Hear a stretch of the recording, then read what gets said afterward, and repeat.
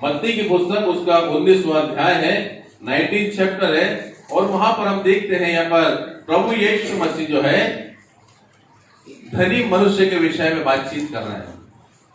हम देख रहे हैं बहुत से वृत्तांत यहाँ पर दिए गए हैं, और इसलिए ये गीत जो हमारे को प्रभु ने दिया उसमें भी इसी बात को बताया गया कि तेरी सारी दौलत और सारी शोहरत काम ना आएगी, कोई काम नहीं आएगी, सारी कोई भी बातें काम नहीं आएंगी, लेकिन जो काम हमारे साथ जाएगा वो है परमेश्वर के अनुसार जब हम चलेंगे, और वो जो काम हमने भले किए होंगे परमेश्वर की आज्ञा में रहते हुए, परमेश्वर की शिक्षाओं को अपने जीवन में उतारते हुए, वही काम, वही भले काम और नेकी के काम वो हमारे साथ जाएंगे, और वहां तब हम न्याय आसन के सामने खड़े होंगे तो हमारा न्याय किया जाएगा। क्योंकि वर्तमान में जो है अभी हम इस बात को देखते हैं, हम लोग समझते हैं इस बात को, लेकिन आज हम पृथ्वी पर रह के जैसे भी काम कर रहे हैं, जो भी काम कर रहे हैं, उन सबका लेखा लिखा जा रहा है।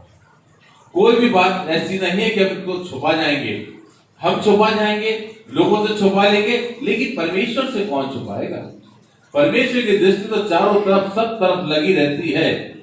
हम मनुष्यों का परमेश्वर की दृष्टि लगी रहती है, अपने समस्त सृष्टि को वो निहारते रहते हैं कि सारी सृष्टि जो है किस तरह से चल रही है, उनकी दृष्टि पूरी तरीके से लगी रहती है। इसलिए हम गलतफहमी में ना रहें कि हम किसी बात को छिपा जाएंगे या कोई बात हम किसी को नहीं बताएंगे। सारी बातें खुल्ला खुल्ला सामने आ जाएंगी। जब न्याय होगा तब हम कहां पर रहेंगे, इसी बात को वहां पर बताया जा रहा है। और इसलिए हम देखते हैं प्रभु यीशु मसीह के पास भी एक व्यक्ति आ गया जो बड़ा धनवान था, और लेकिन उसके मन में एक चाहत थी। वो चाहत ये थी कि मैं किसी तरीके से अनंत जीवन का अधिकारी बन जाऊं। वो अनंत जीवन को पाने के लिए प्रभु यीशु मसीह के पास आता है और प्रश्न करता है। हम इसको 16वीं आयत में देखेंगे, 16 वर्ष में, मत्ती 19 और उसका 16वीं आयत वो कहती है, देखो एक मनुष्य ने पास आकर प्रभु यीशु मसीह से कहा, हे गुरु मैं कौन सा भला काम करूं? उसका प्रश्न बहुत अच्छा है, मैं कौन सा भला काम करूं कि अनंत जीवन पाऊं? वो इस बात को जानता है कि भले काम ही है और भली चाल चलन ही है जो मुझे अनंत जीवन को दिलवा सकती है। तो इसलिए हम यहाँ पर देखते हैं, यहाँ पर लिखा हुआ साफ तरीके से प्रभु यीशु मसीह उससे इस बात को कह रहे हैं कि तुम मुझसे भलाई के विषय में क्यों पूछता है? भलाई के काम के विषय में क्या बात तू मुझसे पूछता है? भला तो एक ही है, लेकिन यदि तू अनंत जीवन में प्रवेश करने की बात कर रहा है, यदि तू जीवन में प्रवेश करना चाहता तो आज्ञाओं को माना कर। अब यहाँ पर प्रभु यीशु मसीह उसको इस बात को बता रहे हैं, तू यदि अनंत जीवन को चाहता है, यदि तू एक जीवन, अच्छे जीवन को चाहता है जो पूरी तरीके से सुखदायक, शांतिदायक और बड़ा आनंददायक जीवन हो, तो तू आज्ञाओं को माना कर। और ये बात आज हम सबको भी समझाई जा रही है कि आज्ञाओं का मानना हमारे जीवन के लिए निहायत ही आवश्यक है, क्योंकि हम आज्ञाओं को मानेंगे तो हम परमेश्वर की दया को प्राप्त करेंगे, और परमेश्वर की आज्ञाओं को मानते हुए उस पर चलते रहना, हम उससे क्या प्राप्त करेंगे? वही बातें जब आज्ञा को मानते हुए जैसा परमेश्वर ने सिखाया है और वैसा हम चलते रहेंगे, अपने जीवन में उन आज्ञाओं को पालेंगे, पालन करेंगे, तो हम वो मुकुट पाएंगे जो परमेश्वर पिता ने हर एक उन लोगों के लिए रखा है जो परमेश्वर के वचन पर विश्वास करते हैं और आज्ञाकारी बने रहते हैं। लेकिन यहाँ पर और एक नई चीज आती जो सामने है, उसने इस बात को बोल दिया कि मैं तो आज्ञाओं को मानता हूं, है ना। उसने पहले इस बात को पूछा कि कौन सी आज्ञा है? प्रभु यीशु मसीह के सामने उसने एक प्रश्न रख दिया, कौन सी आज्ञा है? यीशु ने कहा कि हत्या ना करना, व्यभिचार ना करना, चोरी ना करना, झूठी गवाही ना देना, अपने पिता और अपनी माता का आदर करना और अपने पड़ोसी से अपने समान प्रेम रखना। उस जवान ने उनसे कहा, प्रभु यीशु मसीह ने कहा, इन सब को तो मैंने माना है, अब मुझ में किस बात की घटी है? अब यहाँ पर एक क्रॉस क्वेश्चन प्रभु यीशु मसीह से कर देता है कि आपने बोला है आज्ञा को माना कर, तो मैं तो आज्ञाएं मानी है, मैं जीवन में प्रवेश करना चाहता हूं, मैं अनंत जीवन पाना चाहता हूं, अब मैं क्या करूं? लेकिन यहाँ पर प्रभु यीशु मसीह जो है हर एक मनुष्य के मन की बात को जानते हैं। वो मनुष्य जरूर किसी तरह से इस बात को साबित करने की कोशिश की कि हाँ प्रभु मैं तो सब आज्ञा मानता हूं, क्योंकि प्रभु उसके मन को जानते थे कि इसके मन में है क्या। लेकिन वो सोच रहा है कि प्रभु क्या जाने, और वो प्रभु यीशु मसीह से इस बात को बोलता मैं सभी आज्ञाओं को मानता हूं। तो इसलिए यहाँ पर एक बात को हम समझने की कोशिश करें, हम प्रभु की कोई भी बात को हम झुठला नहीं सकते। यदि प्रभु ने जो बोला है सो बोला है और वैसा हमें करना है। और यहाँ पर उसने बोला कि आज्ञाओं को तो मैं मानता ही आया हूं, उन सब आज्ञाओं को मैंने माना है, अब मुझमें किस बात की घटी। अब प्रभु यीशु मसीह ने उससे कहा यदि तू सिद्ध होना चाहता है, अब तू सिद्ध भी होना चाहता है तो क्या कर, तू जा अपना माल बेचकर कंगालों को दे। अब प्रभु यीशु मसीह ने दूसरा प्रश्न उसके सामने प्रभु यीशु मसीह रख दिया कि अब तू अनंत जीवन की बात कर रहा है, लेकिन अनंत जीवन पाने के लिए तुझे सिद्ध होना पड़ेगा। और यदि तू सिद्ध होना चाहता है तो क्या कर, अपने को साबित कर, सिद्ध कर अपने आप को। तो यहाँ पर प्रभु यीशु मसीह ने इस बात को बोल दिया कि यदि तू इस बात को सिद्ध करता है, यदि तू सिद्ध होना चाहता है तो जा अपना माल बेचकर कंगालों को दे और तुझे स्वर्ग में बड़ा धन मिलेगा, तुझे स्वर्ग में धन मिलेगा। और आकर मेरे पीछे हो ले। परंतु वह जवान यह बात सुन उदास होकर चला गया। अब यहाँ पर हम देखते हैं उदास होकर क्यों चला गया। उसने यहाँ पर यह बात तो कही प्रभु यीशु मसीह को भी, उनकी बात को काटकर इस बात को बोला कि मैं सब आज्ञाओं को मानता हूं।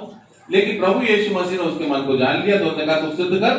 तो तू सिद्ध होना चाहता तो पहले सिद्ध बनना पड़ेगा, और तू सिद्ध होना चाहता तो जाके क्या कर, क्योंकि प्रभु यीशु मसीह उसकी तमाम परिस्थिति को जानते हैं, वो व्यक्ति है कौन और उसके पास क्या है और वो क्या करता है, उस सब कुछ जानते हैं। तो उन्होंने यही बोला कि जाकर अपना माल बेचकर कंगालों को पैसा बांट दे।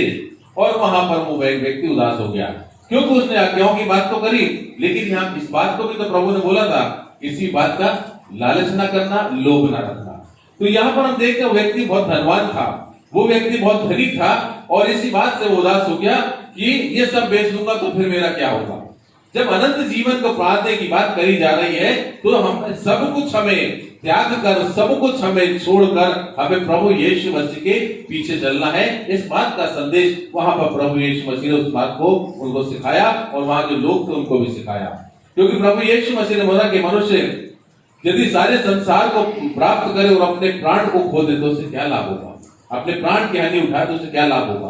परमेश्वर पिता इकलौते पुत्र प्रभु यीशु मसीह पूरी तरह से सिद्ध है, और प्रभु यीशु मसीह इस बात को चाहते कि हर एक मनुष्य सिद्धता को प्राप्त करे, हर एक मनुष्य सिद्ध हो जाए। इस बात को प्रभु हम सब के जीवन से, हम हर एक मनुष्य के जीवन से चाहते हैं कि तुम प्रमाणित तो करो, तुम कह रहे हो लेकिन तुम चल रहे हो या नहीं चल रहे हो ये भी तो दिखना चाहिए, लेकिन सच्चाई के साथ देखना चाहिए। खाली कह देने से हाँ मैं ऐसा करता हूँ, हाँ मैं प्रभु की आज्ञा को मानता हूँ, हाँ मैं प्रभु से प्रेम करता हूँ, हाँ मैं प्रार्थना करता हूँ, हाँ मैं वचन को पढ़ता हूँ, लेकिन तुम्हारा प्रभु जानता है कि तुम किस रीति से प्रभु के पास आते हो। तो प्रभु को अपन क्या उनसे छुपा सकते हैं, वो परमेश्वर है, वो सब कुछ जानते हैं, वो हमारे मन की हर एक बात को जानते हैं, हमारे मन में विचार क्या चल रहा है उस बात को जानते हैं, और हम प्रभु को गुमराह करने की कोशिश कर रहे हैं। तो इस बात को हम भूल जाए, हम मनुष्य बहुत बातों में इस बात को छिपाने की कोशिश करते हैं। हम सोचते हैं कि परमेश्वर क्या देखता है, हम तमाम तरह के काम करते हैं, उसके बाद जो अपने आप को धर्मी प्रकट करते हैं, हम दूसरे पर दोष लगाते हैं। लेकिन परमेश्वर भी तब देखते हैं कि मेरे बेटे और मेरे बेटे, सबसे पहले तुम अपने अंदर देख लो तुम किस स्थिति में हो, तुम कहां पर हो। और इसलिए प्रभु यीशु मसीह ने भी अपने वचन के माध्यम से हम मनुष्यों के लिए इसी बात को बोला है कि तुम सिद्ध हो जाओ, और सिद्ध कोई भी नहीं है। प्रभु यीशु मसीह ने कहा सिद्ध कोई भी नहीं है, लेकिन सिद्धता की ओर बढ़ते चले जाओ। हम एक दिन में सिद्ध नहीं हो सकते। हम जैसे अभी वचन सुन रहे हैं, बातों को हमने सुना कि उसने किस तरह प्रभु यीशु मसीह को गुमराह करने की कोशिश करी कि आज्ञा को मैं मानता हूं, लेकिन प्रभु तो जानते हैं ना। मैं भी कह दूं मैं आज्ञा मानता हूं, लेकिन प्रभु मेरे मन को जानते हैं कि मैं कहां पर किस तरह से चल रहा हूं, मैं आज्ञा मान रहा हूं या नहीं मान रहा हूं, या मैं झूठे तरीके से अपने आप को सामने प्रकट कर रहा हूं। प्रभु सब कुछ जानते हैं। तो मेरे प्रिय भाइयों बहनों, आज परमेश्वर पिता का वचन हमें इसी बात को सिखाना चाहता है। परमेश्वर पिता ने अपने वचन को इसलिए दिए हैं। परमेश्वर पिता धीरज क्यों धर रहे हैं? परमेश्वर पिता अभी अपने क्रोध दिखाने में समय क्यों लगा रहे हैं? परमेश्वर पिता अभी न्याय क्यों नहीं कर रहे हैं? इसलिए नहीं कर रहे हैं कि वो मनुष्यों से प्रेम करते हैं और अवसर दे रहे हैं। वो जानते हैं मनुष्य के स्वभाव को, वो जानते हैं हमारे स्वभाव का हम क्या है। और इसलिए जो है अभी जो परेशानी आई, जो स्थिति आई है, इसमें हम सबने बहुत सी बातों को, प्रभु के वचन को हमने सीखा है। जिस तरह हमको परमेश्वर के वचन को पढ़ना चाहिए था पहले, जिस तरह हमें परमेश्वर की संगति में रहना चाहिए था, हमें कमियां थी, हमें तमाम तरह की घटियां थी, तभी ये स्थिति अभी हमारे मनुष्यों के जीवन में आई है। लेकिन अभी इन परिस्थितियों में हमने परमेश्वर पिता के वचनों की बहुत सी बातों को सीख लिया और हमने इस बात को भी जान लिया कि परमेश्वर के वचनों में, पवित्र शास्त्र में जो बातें लिखी हैं, जो व्यवस्था की पुस्तकों में लिखी गई हैं, जो बातें होनी है, जो बात आने वाले समय में होनी है, वो सब सच्चाई के साथ सामने आएंगी। और हमने इसका रूप ये देख लिया कि एक परेशानी हम मनुष्यों के जीवन में आ गई है और आगे कितनी विपत्तियां लिखी हुई हमारे जीवन के लिए, मनुष्य जीवन के लिए, वो तमाम भी हमारे जीवन में आएंगी। लेकिन अभी छोटी सी एक शुरुआत है और जिसमें प्रभु अभी हमको संभालना चाहते हैं, हमें सिखाना चाहते हैं कि मेरे बेटे और मेरे बेटियों, आज तुम बड़े फुर्सत के समय में अपने परिवारों के साथ जब बैठे हो, जब तुम्हें किसी काम की चिंता नहीं है, कहीं तुम्हारा मन बहक नहीं सकता, भटक नहीं सकता, तुम लोग अपने अपने घरों में बंद हो, तुम आज अपनी आंखों को खोल के, अपने मन के द्वार को खोल के मेरे वचन का अध्ययन बड़ी गहराई के साथ कर लो, ताकि तुम आने वाले उन दिनों में खड़े रह सको, तुम्हें लज्जित ना होना पड़े, तुम्हें किसी प्रकार की तकलीफों का सामना ना करना पड़े। इसलिए अभी एक जो विपत्ति आई है, उसमें हम अपने आप को पूरी तरीके से अभी संभाले, क्योंकि ये संभलने का अवसर दिया गया है, ये एक मौका दिया गया है कि आज भी हम परमेश्वर पिता के वचन को जान लें। और धन्यवादित हैं हम सब कि हम सब इन परिस्थितियों का, इन समय का हम लाभ उठा रहे हैं और परमेश्वर पिता के वचन की ओर हम अपने मन को लगा रहे हैं। लेकिन अभी भी सावधान रहना, अभी भी हमें सावधान रहने की बहुत आवश्यकता है कि मनुष्यों को दिखाने के लिए कोई भी धर्म के काम ना करना, क्योंकि परमेश्वर हमारे मन को जांचता है और मन को जानता है। इसलिए आज किसी भी चीज को, जो भी काम हम करें, वो सच्चाई के साथ करें। यदि हम प्रभु का नाम ले रहे हैं, वो भी सच्चाई के साथ। हम मनुष्यों को दिखाने के लिए किसी भी प्रकार का काम नहीं करें, क्योंकि परमेश्वर हमारे मन को तौलने वाला, हमारे मन को जांचने वाला है और वो हमको अभी मौका दे रहे हैं कि अभी मेरे बेटे और मेरे बेटियों समझ जाओ। और हम यहाँ पर देखते हैं कि वो मनुष्य किस तरह से उदास होकर चला गया। जब परमेश्वर के सामने हम खड़े होंगे, जब प्रभु यीशु मसीह के नए आसन के सामने खड़े होंगे, तब हमें लज्जित होना पड़ेगा। तब यदि हमने झूठ बोला है तो हमें लज्जित होना पड़ेगा और हम झूठों का भाग जो है किसी भी तरह से स्वर्ग राज्य में नहीं होगा और इस स्थान में होगा, वो नरकीय स्थान होंगे जहां पर हमारा स्थान होगा। इसलिए परमेश्वर पिता आज अपने वचनों के द्वारा हमें सिखा रहे हैं, समझा रहे हैं कि मेरे बेटे और मेरे बेटियों, मेरे आज्ञाकारी बन जाओ, मेरे पिता के आज्ञाकारी बन जाओ। प्रभु यीशु मसीह कह रहे हैं, जो मेरे पिता ने तुम्हें आज्ञाएं दी उसका पूरा पूरा पालन अपने जीवन में करो। और उस समय हम देखते कि वहां पर प्रभु यीशु मसीह के चेले भी उनके साथ में थे, चेले भी उनके साथ में थे। चेलों को भी ये बात सुनकर जो प्रभु यीशु मसीह ने उस धनवान मनुष्य से कही थी, उन्होंने भी कुछ बातों पे हैरत जताई। और यहाँ लिखा है, तब यीशु ने अपने चेलों से कहा, मैं तुमसे सच कहता हूँ। ये हम 23वीं आयत को पढ़ रहे हैं, मत्ती रचित सुसमाचार 19वां अध्याय उसकी 23 आयत। तब यीशु ने अपने चेलों से कहा, मैं तुमसे सच कहता हूँ कि धनवान का स्वर्ग के राज्य में प्रवेश करना कठिन है। फिर तुमसे कहता हूं कि परमेश्वर के राज्य में धनवान के प्रवेश करने से ऊंट का सुई के नाके में से निकल जाना सहज है, निकल जाना सहज है। यह सुनकर चेलों ने बहुत चकित होकर कहा, फिर किसका उद्धार हो सकता है। हम यहाँ पर इस बात को देख रहे हैं, प्रभु यीशु मसीह ने धनवान के विषय में, धनवानों के विषय में इस बात को कह दिया कि धनवान का स्वर्ग राज्य में प्रवेश करना कितना कठिन है और कितना मुश्किल है, क्योंकि उनका मन अपने धन पर लगा रहता है। क्योंकि जहां तेरा धन होगा वहां तेरा मन होगा, ये भी पवित्र शास्त्र वचन जो है हमें बताता है, हमें सिखलाता है। तो हम इस पृथ्वी पर कौन सा धन कमाने के लिए आए हैं? क्या परमेश्वर पिता ने हमें इस पृथ्वी पर आकर धन कमाने के लिए भेजा है कि हम धन कमाएं और बहुतायत से धन कमाएं और धनी बन जाएं और तमाम तरह से अपनी सुख सुविधाओं के लिए हम उस धन का उपयोग करें? परमेश्वर पिता ने जब हमको आशीष दी है, हमको आशीषों का वारिस बनाया है, हमें समझ बुद्धि और ज्ञान दी है, तो इसलिए दी है कि हम सबके कल्याण के लिए हमारे जीवन होना चाहिए। लेकिन हम क्या लग गए सिर्फ अपने ही कल्याण के लिए, अपने ही भले के लिए, सिर्फ हम अपने भले और अपने परिवार के भले की ही सोचते हैं। लेकिन परमेश्वर पिता यहाँ पर इन बातों को ही सिखाना चाहता है। आज हम देखते हैं बहुत से धनवान हैं, बहुत से बड़े बड़े लोग हैं, तमाम तरह की इस महामारी में कितने धनवान लोगों ने, कितने बड़े बड़े लोगों ने, कितने पैसे वाले लोगों ने बहुत अपना सहयोग दिया है। धन्य है जिन्होंने अपने भंडारों को खोल के इस विपत्ति के समय में मनुष्यों की सहायता के लिए तमाम तरह से दानों को दिया है। बहुत धन्य और भली बात है, क्योंकि परमेश्वर पिता ने हम मनुष्यों को इसीलिए ठहराया है कि हम एक दूसरे की सहायता करें, एक दूसरे की मदद करें। लेकिन यदि कोई अपने धन को सहज कर रखना चाहेगा तो धन भी किसी काम का नहीं रहेगा, क्योंकि हर एक जन को मृत्यु को प्राप्त होना है और हर एक जन अपना धन यही छोड़कर जाएगा, सिर्फ उसका तन भी वो साथ में ले जा पाएगा। और हम देखते हैं कि परमेश्वर पिता का वचन इसी बात को सिखाना चाहता है, समझाना चाहता है। तुम क्या लेकर आए थे और तुम क्या लेकर जाओगे? तुमने जो इस पृथ्वी पर रह के भले काम किए हैं, जो तुमको मैंने बातें बताई, जो मैंने तुमको शिक्षा दी, जो मैंने तुमको आज्ञा दी है, वो तो तुमने जो इस पृथ्वी पर रह के मेरी आज्ञा का पालन किया है और सेवा की है, तुमने मेरी शिक्षाओं का तुमने पालन किया है, उसके अनुसार चले हो, वही सब तुम्हारे साथ जाएंगी। क्योंकि हमारा लेखा लिखा जा रहा है, जीवन की पुस्तक लिखी जा रही है और हर एक कार्य हमारे वहां पर लिखे जा रहे हैं। हम किसी भी चीज से झुठला नहीं पाएंगे अपने आप को।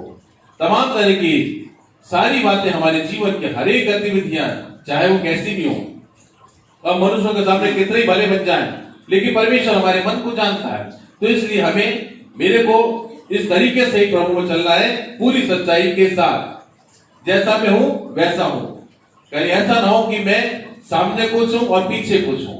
परमेश्वर पिता इन दो चित्त लोगों से बहुत ही घृणा करते हैं और बहुत ही ज्यादा उन्हें विश्वासघाती शब्द कहा गया है और उनको कपटी कहा गया है। तो इस बात को हम देख लें, यदि हम ऊपर से अपने आप को कुछ दिखाते हैं, धर्मी दिखाते हैं और पीठ पीछे हम कुछ और काम करते हैं, तो ये गलत है और इस बात को परमेश्वर बिल्कुल भी प्रसन्न नहीं होते इन बातों से। और परमेश्वर पिता इन बातों को हमें समझाना चाहते हैं कि मेरे बेटे और मेरे बेटियों, पूर्ण मन से और पूर्ण सच्चाई के साथ मेरे धर्म के काम को करो, मेरे राज्य के कार्य कर लो, वहां पे किसी प्रकार की बेईमानी ना करना, क्योंकि मैं निरंतर तुमको देखता रहता हूं, निरंतर मेरी दृष्टि तुम्हारे ऊपर लगी रहती है। और हम यहाँ पर देखते हैं प्रभु यीशु मसीह के चेले ने इस बात को कहा कि फिर किसका उद्धार हो सकता है, किसका उद्धार हो सकता है? यीशु ने उनकी ओर देखकर कहा, मनुष्यों से तो यह नहीं हो सकता, परंतु परमेश्वर से सब कुछ हो सकता है।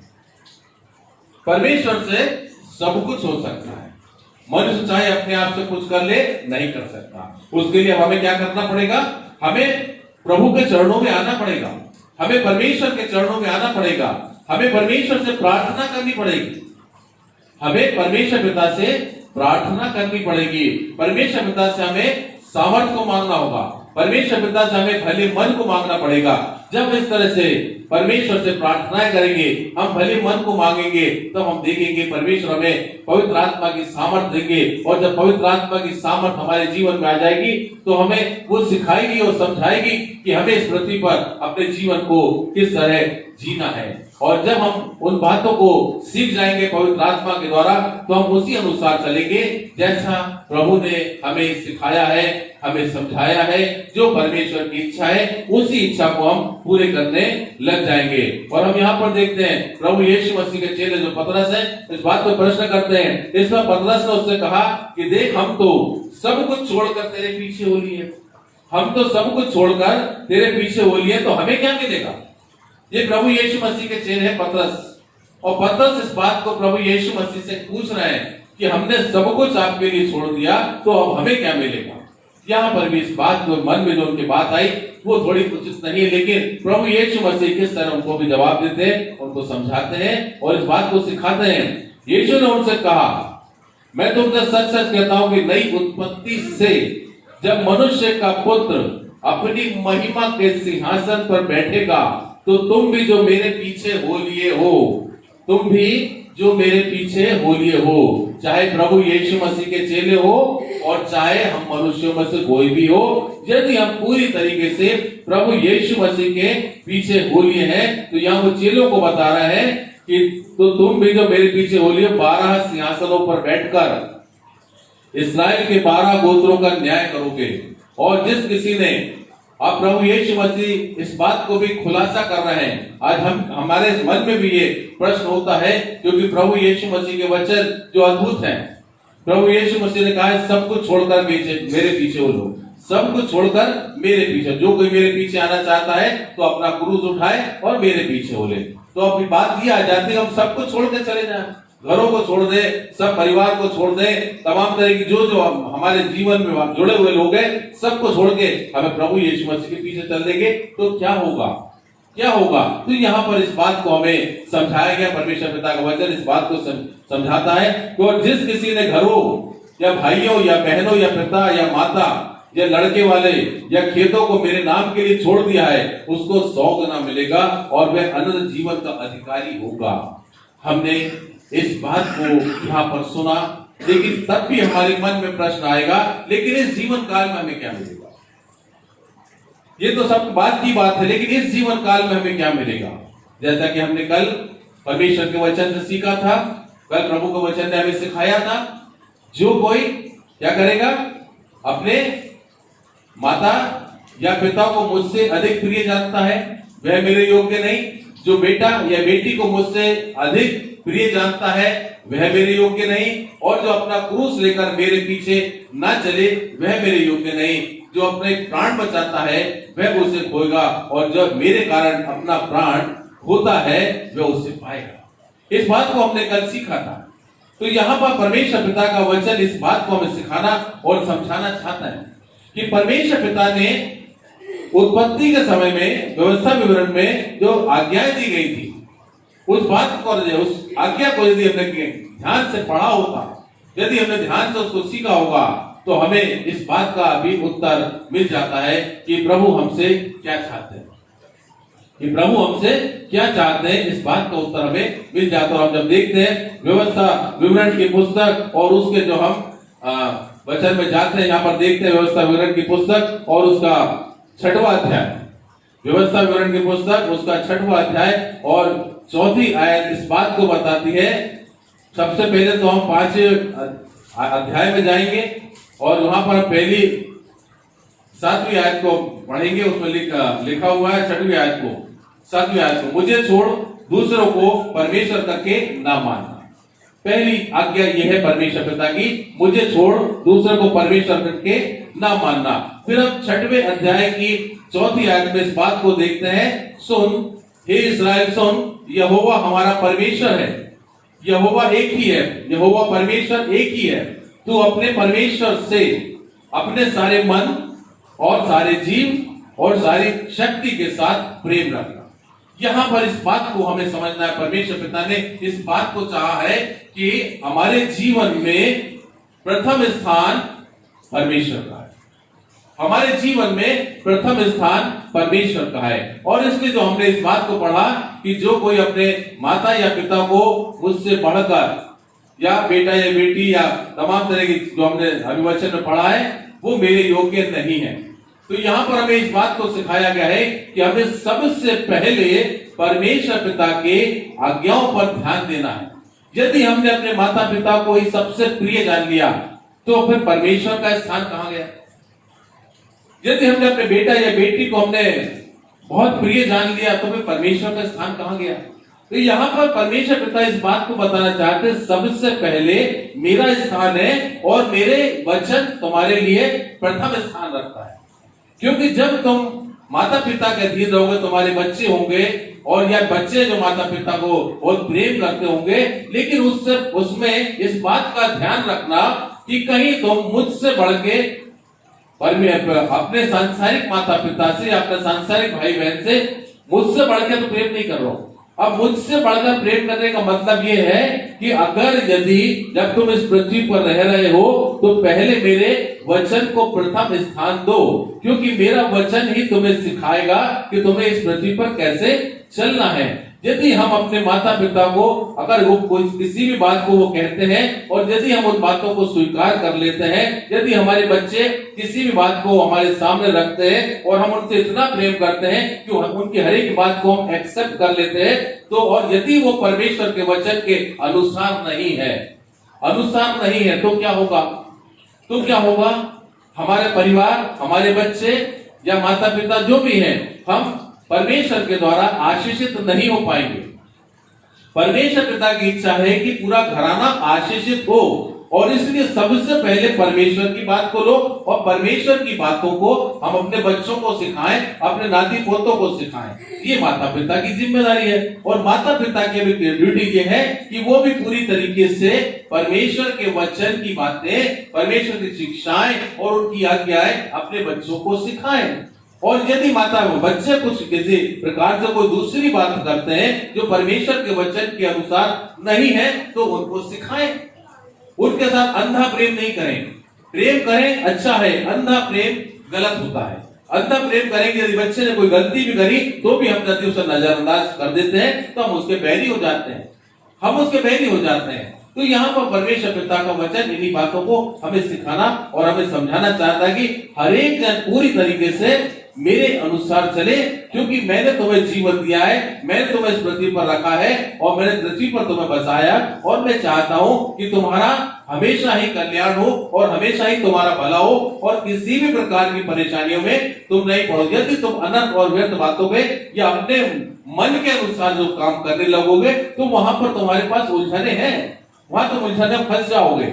यदि तुम मेरे वचन के अनुसार चलते रहोगे या मेरे वचन की बातों के अनुसार ही पूरा अनुसरण करोगे तो तुम फंसोगे नहीं कहीं, ना गुनाह में, ना पाप में, ना बुरी बातों में तुम्हें, क्योंकि वचन हमारे लिए मार्ग है, वचन हमारे लिए दीपक है, वो हमारा मार्गदर्शक है, वो हमारे लिए उजाले का कार्य करता है ताकि हमको ठोकर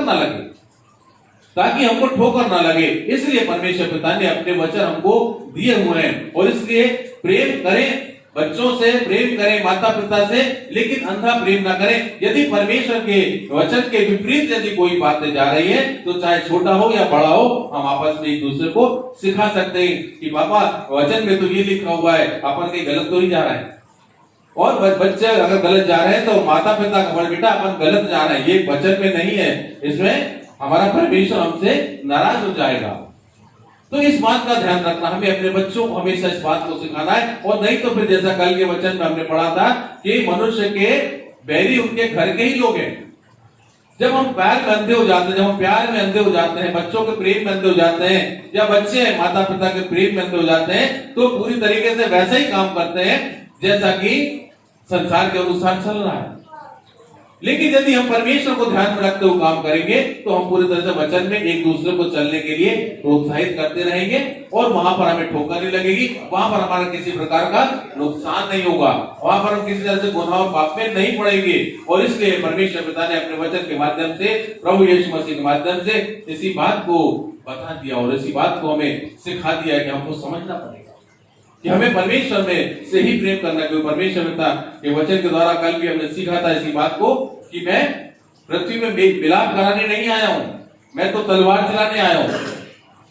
मिलाप प्रेम और उसकी बात करने नहीं आया हूं, मैं मिला न्याय की बात करने आया हूं। वचन के अनुसार चलो, वचन के अनुसार चलो। तलवार वही है, परमेश्वर का वचन है, जो वचन हम तक पहुंचता है और उसको हमको ग्रहण करना है। और वो वचन जो तलवार के रूप में है, और वचन जो तलवार के रूप में है, वो हमारे जब जीवन में जाता है वो हमको सुधारता है, वो हमको संभालता है। अनर्थ और गलत बातों को हमारे अंदर जो पड़ी रहती है उनको काटता और छांटता है, और फिर नई बातें हमारे अंदर जो परमेश्वर पिता के वचन की है वो अपना स्थान वचन जो है वहां पर बना लेता है। इसलिए वचन को जब हम अंदर ग्रहण करते हैं तो तमाम तरह के अब एक वचन हमारे लिए आईना भी है, वो हमें दिखाता है तुम कैसे हो। और जब वचन अंदर जाता है तो जो बुरी बातें पड़ी हुई है उनको निकाल के बाहर करता है। और इसलिए परमेश्वर पिता का वचन कहता है कि वचन को अधिकाई से अपने हृदय में बसने दो।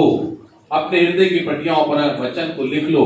तो ये बात आज परमेश्वर पिता अपने वचन के माध्यम से में सिखाना चाह रहे हैं, समझाना चाह रहे हैं। और आज समय है, आज ये अवसर है कि हम अपने आप को पूरी तरीके से परमेश्वर के अनुसार, जैसा परमेश्वर पिता ने चाहा है, हम अपने आप को बदल डालें और परमेश्वर के द्वारा जो आशीष वो आज हमें देना चाहते हैं, हम उन आशीषों को प्राप्त कर लें। यही परमेश्वर पिता का वचन आज हमें समझाना और सिखाना चाहता है। इस प्रकार जो वचन जो आज हमें बताया गया है, जैसे धनवान का स्वर्ग राज्य में प्रवेश करना कठिन है, तो हम संसार में किसी भी बातों पर अपना मन ना लगाएं, क्योंकि वो बातें जो हैं हमें परमेश्वर के प्रेम से दूर कर देती हैं। इसलिए मन लगाएं तो पूरी तरीके से परमेश्वर की बातों पर मन लगाएं, क्योंकि वही हमारे जीवन के लिए बहुत ही उत्तम बातें हैं और उत्तम मार्ग है, और उसी पर हमको चलना है और उसी पर हमारा भविष्य पूरी तरह से टिका हुआ है। क्योंकि अब अनंत जीवन की बातें हैं, तो उस अनंत जीवन में भी परमेश्वर में पहुंचाना चाहते हैं। तो उसके लिए वो चाहते हैं कि हम